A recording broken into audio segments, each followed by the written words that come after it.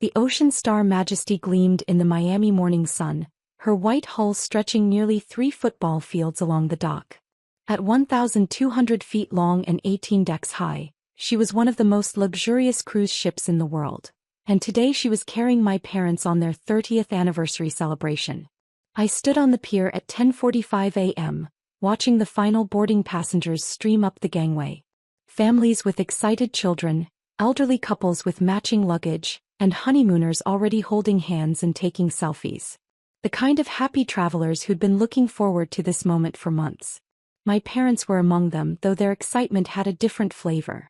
"Emma, sweetie," Mom called out as she approached with Dad in tow, both pulling expensive matching suitcases I'd never seen before. "I'm so glad you came to see us off."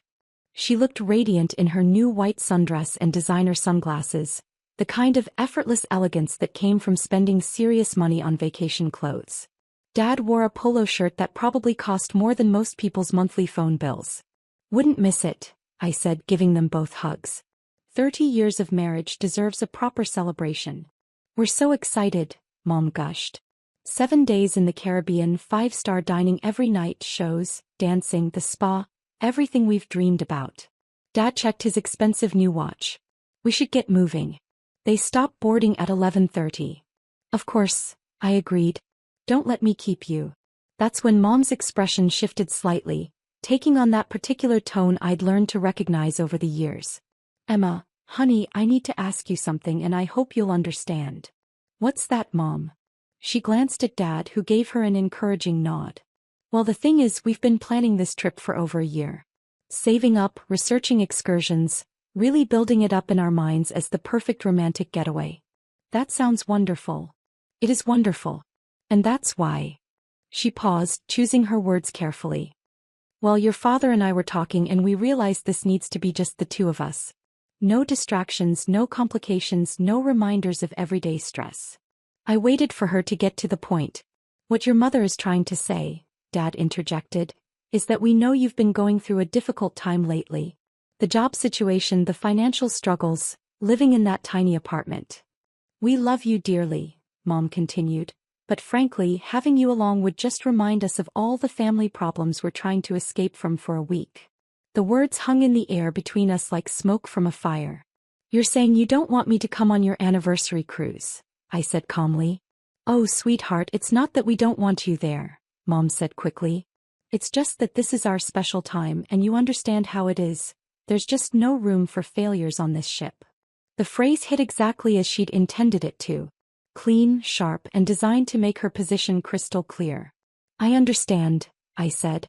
"Do you really?" Dad asked with obvious relief. "Because we were worried you might take it the wrong way." "No, I get it completely. This is your romantic getaway, and my presence would somehow diminish that experience for you." "Exactly." Mom beamed. "I knew you'd understand. You're such a mature young woman, even if you haven't quite figured out your career path yet." Dad glanced at his watch again. "We really should board. The captain likes to get moving right on schedule." "Of course," I said. "Have a wonderful time." They both hugged me goodbye, the kind of quick, obligatory hugs you give to distant relatives at family reunions. "We'll bring you back something nice from the gift shop," Mom promised as they headed toward the gangway. I watched them show their boarding passes to the crew member and disappear into the ship's elegant atrium. Through the massive windows I could see them heading for the elevators, probably going straight to their balcony suite to settle in before the mandatory safety drill. The Ocean Star Majesty was truly beautiful. I'd spent 2 years overseeing her construction and design, working with naval architects and interior designers to create the perfect blend of luxury and functionality. Every detail had been carefully planned, from the marble floors in the main lobby to the infinity pools on the upper decks. She was also, as of 18 months ago, my property. I walked to a quiet section of the dock and pulled out my phone. "Captain Morrison? This is Emma Mitchell." "Ms. Mitchell. Good morning. Everything's running smoothly for the 11:30 departure. Beautiful weather for the first day at sea." Captain Morrison was a 30-year veteran of luxury cruising, exactly the kind of experienced professional you wanted running a ship worth $800 million. "That's wonderful to hear. Listen, I need you to do something for me regarding the passengers in Suite 1247. "Of course. How can I help?" At midnight tonight I want their cabin access revoked. Lock them out of their room. There was a brief pause. Ma'am, is there a security concern? No security concern. Personal matter. The passengers are my parents and they've made some choices tonight that require clarification. I see. And you'd like them locked out of their suite at midnight? Exactly. Then have security escort them to the captain's conference room. I'll be joining the ship via helicopter at 12:30 a.m. Understood, Ms. Mitchell. Should I prepare any particular explanation for the passengers? Just tell them the ship's owner needs to speak with them. They'll understand soon enough. I ended the call and looked back at the Ocean Star Majesty. In about an hour she'd be pulling away from the dock with 3,000 passengers aboard, including 2 people who'd just told their daughter there was no room for failures on their dream vacation. The irony was about to become delicious. By 11:30 a.m., the ship's horn was blasting its departure signal. I watched from the dock as the massive vessel slowly pulled away from the pier, her engines thrumming with quiet power. From this distance I could see passengers lining the railings, waving goodbye to Miami and hello to 7 days of luxury. I spent the rest of the day at my downtown office, handling routine business for Maritime Holdings, the company I'd built around luxury cruise operations. 3 ships, 12 Caribbean routes and partnerships with resorts on 6 islands. Not bad for someone who'd started with a single yacht charter business 5 years ago. At 11:45 p.m., I was in the helicopter lifting off from Miami Executive Airport, heading toward the coordinates where Ocean Star Majesty was anchored for the night.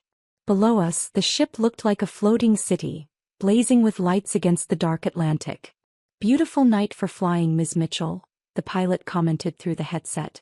Perfect night, I agreed. At exactly 12:30 a.m., we touched down on the ship's helicopter pad. Captain Morrison was waiting for me with his characteristic professionalism. Ms. Mitchell, welcome aboard. Your parents are in the conference room as requested. How did they react to being locked out? Confused at first, then increasingly agitated. They demanded to speak with the manager, the cruise director, and finally with me. That's when I explained that the ship's owner had requested a meeting. Did they ask who the owner was? Captain Morrison smiled slightly. I told them they'd find out soon enough. We walked through the ship's elegant corridors toward the conference room. Even at this late hour, the Ocean Star maintained her atmosphere of quiet luxury, soft lighting, marble accents, and the kind of attention to detail that made guests feel like royalty. The conference room was located on Deck 12, with floor-to-ceiling windows overlooking the ocean. As we approached, I could hear raised voices from inside. This is absolutely unacceptable. Dad's voice carried through the door. We paid good money for this cruise and now you're treating us like criminals. Richard, calm down, Mom's voice was strained. I'm sure there's been some kind of mistake. Captain Morrison knocked and opened the door. Mr. and Mrs. Patterson? The ship's owner is here to speak with you. I walked into the room. The effect was immediate and devastating.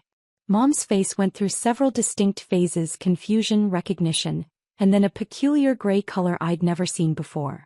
Dad's mouth fell open and stayed that way. Good evening, Mom. Dad. I hope you enjoyed your first day at sea. Emma. Mom's voice came out as barely a whisper. What are you doing here? I own this ship, I said simply. Actually, I own the entire Ocean Star Cruise Line. Has for about 18 months now. Dad found his voice first. That's impossible. Is it? Or did you just never pay attention when I tried to tell you about my work? I walked to the conference table and sat down across from them. They remained standing, looking like they'd been struck by lightning. Maritime Holdings, I continued, is my company. We operate 3 luxury cruise ships and 12 resort partnerships throughout the Caribbean. Last year's gross revenue was approximately $340 million. Mom sank into a chair. $340 million? The cruise industry is surprisingly profitable when you focus on luxury experiences rather than mass market volume. Dad was staring at me like I might be in hallucination. Emma, this can't be real. You do computer stuff. Marketing. I do digital marketing for luxury travel experiences. That's how I built the business. Understanding what affluent travelers want and how to reach them online. But you live in that tiny apartment, Mom said weakly. I live in a downtown condo that's convenient to my office and the marina where I keep my business vessels. It's not tiny, it's efficient. And that old car you drive? My Tesla Model S is 3 years old. I prefer reliable transportation over flashy displays. Captain Morrison cleared his throat. Ms. Mitchell, should I leave you to your family discussion? Please stay, Captain. I want my parents to understand exactly who they're dealing with. I turned back to Mom and Dad, who were both staring at me like I'd just revealed I was secretly a movie star. This afternoon, when you told me there was no room for failures on this ship, I realized we needed to have a conversation about success and failure. Emma, I didn't mean, Mom started. You meant exactly what you said. You've spent the last 2 years assuming I was struggling financially, professionally, and personally. Every family gathering, every phone call, every interaction has been filtered through your assumption that I'm somehow failing at life. Because you never told us about any of this. Dad protested. I tried to tell you. Remember Christmas dinner when I mentioned the new ship acquisition? You told me to stop daydreaming and focus on getting a real job. I thought you were talking about buying a boat or something. I was talking about purchasing the Ocean Star Serenity for $280 million. It was the largest acquisition in my company's history. Mom made a sound like air escaping from a balloon.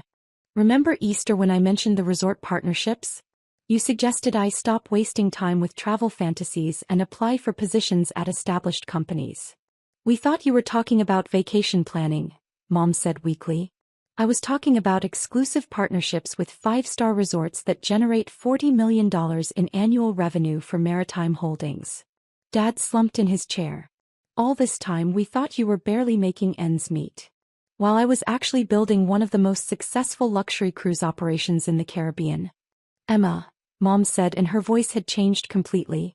The condescending tone was gone, replaced by something much smaller. Why didn't you correct us? Why didn't you make us understand? Because every time I tried to share professional excitement with you, you'd redirect the conversation to my supposed failures. It became easier to let you think what you wanted to think. I stood up and walked to the windows, looking out at the dark ocean. Do you know what the hardest part has been? Not the business challenges, not the financial risks, not the 18-hour workdays building this company. What? Dad asked quietly. The hardest part has been succeeding beyond my wildest dreams while my own parents assumed I was failing. Do you have any idea how lonely that is? The silence that followed was broken only by the gentle sound of the ship moving through the water. This morning, I continued, when you told me there was no room for failures on this ship, I realized something important. What's that? Mom whispered. You were right. There is no room for failures on this ship. But you got the failure part backwards. I turned back to face them. The failure isn't mine. It's yours. You failed to see your daughter clearly. You failed to listen when I tried to share my successes. You failed to believe I could build something meaningful. Dad started crying. Emma, I'm so sorry. And most importantly, I continued, you failed to love me unconditionally. Your love came with conditions, that I fit into your narrow definition of success, that I make you proud in ways you could understand and brag about to your friends. That's not true, Mom protested through her own tears. Isn't it? This morning you literally told me I couldn't come on your anniversary cruise because my presence would remind you of family problems. We didn't mean it that way. You meant it exactly that way. And that's fine. Parents are allowed to have imperfect love. But children are also allowed to have boundaries. I pulled an envelope from my jacket and placed it on the conference table. What's that? Dad asked. It's your early 30th anniversary present. Ownership papers for a cottage in Key West. Fully renovated, waterfront view, perfect for retirement. Mom opened the envelope with shaking hands and stared at the deed. Emma, this must have cost. It doesn't matter what it cost. What matters is that despite everything that happened today, you're still my parents and I still love you. How can you give us this after what we said? Dad asked. Because that's what unconditional love looks like. I don't give it to you because you've earned it or because you understand my worth. I give it to you because you're my family. Captain Morrison had remained quietly professional throughout this entire exchange, but I could see the slight smile on his face. Now, I continued, we have some decisions to make about the rest of this cruise. What kind of decisions? Mom asked nervously. Well, you can continue your anniversary celebration in your original suite with my compliments. All your meals, excursions, and spa treatments are upgraded to the premium package. And the alternative? Dad asked. There is no alternative. You're going to enjoy your anniversary cruise, and I'm going to join you for the rest of the week as your daughter. Not as the ship owner, not as the successful businesswoman you didn't know existed, but as Emma who loves you both despite your flaws. You're staying for the whole cruise? Mom asked with obvious hope. I cleared my calendar. Maritime Holdings can run itself for a week. I walked around the table and hugged them both. But there are going to be some changes in how we communicate going forward. What kind of changes? Dad asked. When I share professional news with you, you're going to listen. When I talk about my work, you're going to ask questions instead of offering unsolicited career advice. And you're never again going to assume I'm failing just because my success doesn't look like what you expected. We promise, Mom said immediately. We absolutely promise, Dad agreed. Captain Morrison stepped forward. Ms. Mitchell, should I have your parents escorted back to their suite? Please do. And Captain? Prepare the owner's suite for occupancy. I'll be staying aboard for the remainder of this cruise. As we walked back through the ship's corridors, I realized that the real victory wasn't proving my success to my parents. It was finally having the chance to build a relationship based on honesty instead of assumptions. The Ocean Star Majesty continued her journey through the Caribbean night, carrying 3,000 passengers toward a week of luxury and relaxation. But for 3 of those passengers, the real journey was just beginning, toward understanding, acceptance, and the kind of love that doesn't come with conditions. Later that night, as I stood on the deck of my ship looking out at the stars, I reflected on what had happened. Sometimes the most important revelations don't happen in boardrooms or at award ceremonies. Sometimes they happen at midnight on a ship in the middle of the ocean, when 2 parents finally see their daughter clearly for the first time, and a daughter learns that love, real, unconditional love, is the most valuable thing any of us can own.